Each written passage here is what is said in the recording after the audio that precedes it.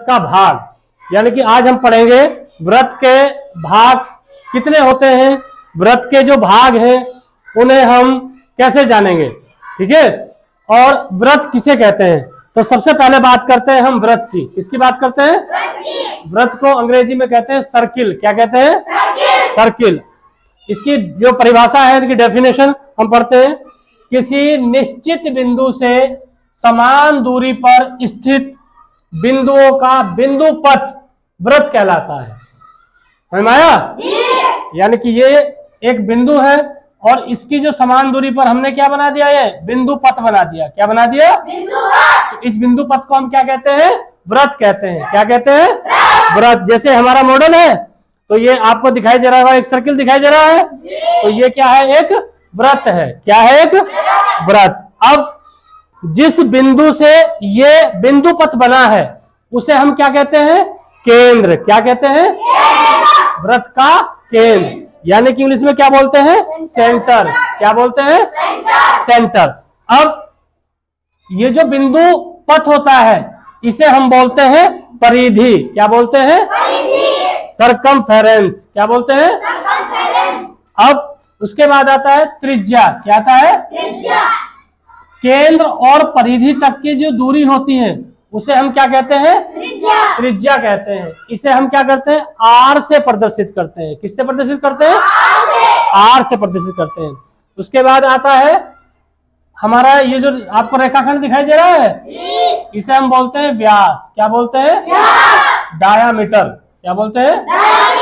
हाँ, यानी कि जो सबसे बड़ी जो जीवा होती है उसे क्या कहा जाता है? व्यास कहा जाता है। जो रेखाखंड केंद्र से होकर गुजरता है उसे व्यास कहते हैं। व्यास त्रिज्या का 2 गुना होता है। समझ में आया? उसके बाद आता है जीवा। क्या आता है? जीवा में ये जो रेखाखंड आपको नजर आ रहा है, परिधि पर जो रेखाखंड है जिसके 2 अंत बिंदु परिधि पर होते हैं उसे हम क्या कहते हैं? जीवा। इसे बोलते हैं कोण। क्या बोलते हैं? कोण। उसके बाद आता है व्रतखंड। क्या है? ये आपको भाग दिखाई दे रहा है, ये इस जीवा द्वारा जो भाग बना है उसे हम क्या कहते हैं? व्रतखंड। व्रतखंड में 2 भाग होते हैं, एक लघु व्रतखंड और एक दीर्घ व्रतखंड। व्रतखंड को हम बोलते हैं सेगमेंट। क्या बोलते हैं? सेगमेंट। उसके बाद आता है ये आपको दिखाई दे रहा होगा, ऑरेंज कलर में दिखाई दे रहा है, ये एक क्या लगी है? चाप लगी है। क्या लगी है?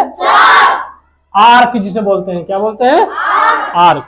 और आपको एक रेखा नजर आ रही होगी, इसे बोलते हैं स्पर्श रेखा। क्या कहते हैं?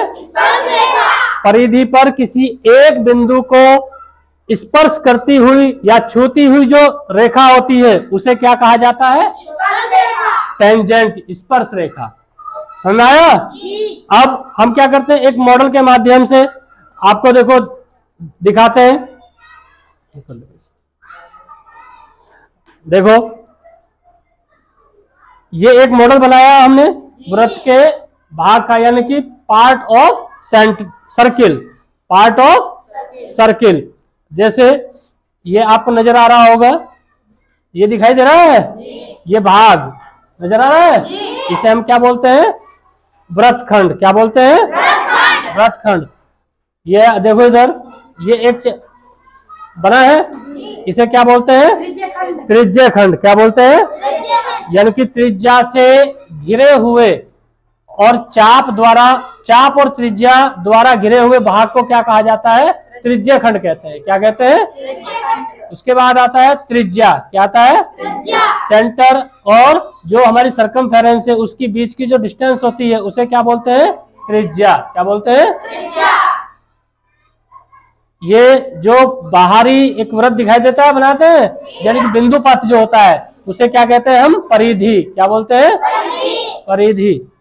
और जो सेंटर से होकर जो रेखाखंड जाता है उसे क्या कहते हैं? व्यास।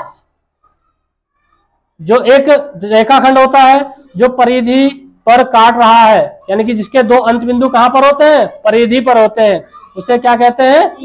जीवा। और इसे क्या बोलते हैं हम?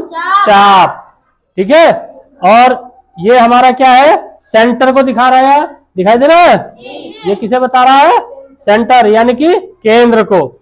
और ये जो है आपको एक मॉडल दिखाई दे रहा बना हुआ, एक रेखा टाइप में दिखाई दे रही है, ये किसे बता रही है?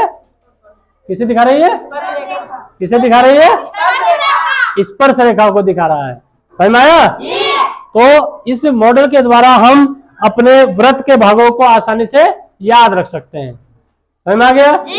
याद रखोगे? चलिए ठीक।